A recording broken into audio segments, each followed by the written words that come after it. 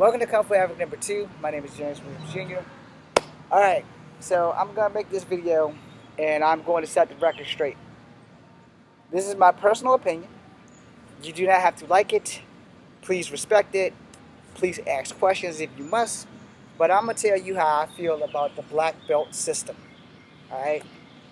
Honestly, truly to God, the black belt system is complete BS. Alright? As I said in the other video, it will give you rank, it will give you recognition, it will open up a few doors. But having a black belt does not make you a great fighter. The belt is only to hold up your pants. A true martial artist that is good is good.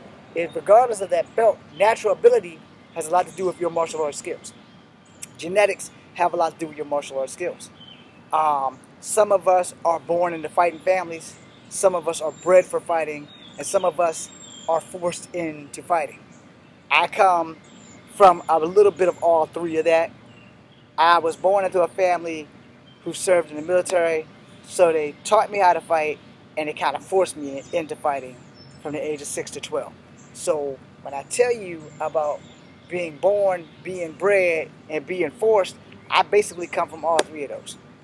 Now, when I first started learning how to fight, I learned how to fist fight. That was it. No boxing skills whatsoever, but anybody can throw a punch in a counter. And that's how I started. Then I learned martial arts. From 7 to 10, I first learned a freestyle of karate. Did not have time to earn a belt. I knew what the belting system was: white, yellow, green, depending on your school, orange, blue, or blue, orange, and then brown, and then red, and then black. Alright? Which again, depends on your school. Now, for Kung Fu schools, you get sashes, not belts. Alright? And the sash thing, mostly good for your uniform, but, you know, it's a sash. It is what it is. It's basically the same thing as the belt system, which again, I like to call the belt system a crock of shit. Alright, let me explain to you. I have sparred with black belts and beat them, and I'm not a black belt. I'm not legally a black belt, nor do I want to be a black belt, and I have beaten black belts, not just in sparring. So, what does that mean? Does that mean I am a better martial artist than the black belt? Or does that mean the black belt must have missed a few classes and I didn't? You know? What it means is that, unlike traditional martial artists who go from school to school and stick with some school or one style, I've gone to different schools and studied different styles. So basically, I love to say that I am a Kung Fu expert, but basically I am honestly a mixed martial artist. But I don't tell people that, I just tell them I do Kung Fu, because I do Kung Fu.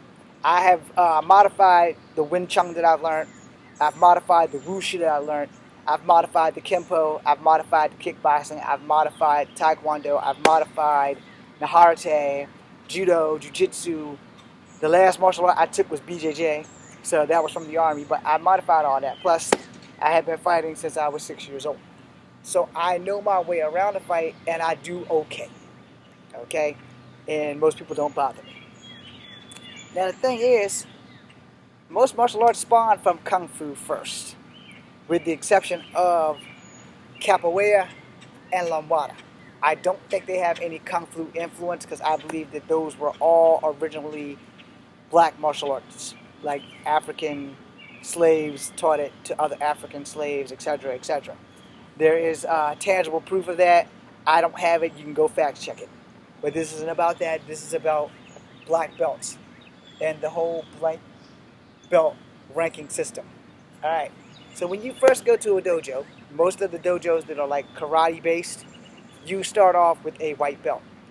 You do yay so many tasks and you earn a 7th degree white belt, and then you test for your yellow belt. Then you test for your green belt. Then you test for your blue or orange belt, or orange or blue belt, depending on your school's belt ranking system. Then after you get past those two, because they get me mixed up on which one is first, that's why I said it that way, then you go for your brown belt and your red belt and your black belt. Alright?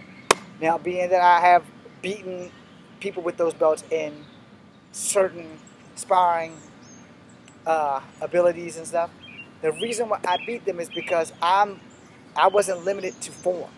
Alright? And most of the time when you take karate or kung fu, your forms are your exercises or your drills, in which, like Tosan and Tungu, which I still can't do to this day, God rest master innocent soul, but start here, here, block, punch, step, block, punch, step, block, punch, step. Alright? And then in the Harte, it was either Tungu, which Tosan I think was Taekwondo. So it was punch, ice cream scoop, block, ice cream scoop, block, ice cream scoop, block, punch, ice cream. And then you start making this damn weird ass design in your steps. It's like 14 steps and you're doing all this shit to get a belt. I fought in the streets. All of this breaking down shit, people are already going to think that I'm nuts anyway. So they're like, okay, this guy, he's got some kind of martial arts skill, so we can see what we got to do. We'll try to outbox this guy. If you get stuck in forms, you will fight in forms. And forms are okay for the dojo. Forms are not okay for a UFC fight. Forms are not okay for a street fight. But, you know, you got crane here, strike, strike, then and there. So you have that. That's one form of crane. Is it the crane style? No. But if you master that one form of crane over all the other forms of crane, because you know you have one when you turn around and you're squatting and then you leap. Alright, I don't have the hips for that anymore, but some of that also in Wushu. Wushu does not have animal forms, alright, that I know of. I could be wrong. The Wushu I was taught did not have animal forms. Kung Fu has animal forms. You know, dragon, tiger, mantis, crane, snake. We put the thumb down for the snake, etc., etc. So, learning those animal forms, which they also have forms, you know, there's more than just, this is tiger. But honestly, for tiger, that's pretty much all you need. A tiger pounces. This is dragon. Block, block, block. The dragon fights with wisdom. It has the ability to strike, but it knows when to strike. Where the tiger does not give a damn, and the tiger always strikes first. Then you have the snake.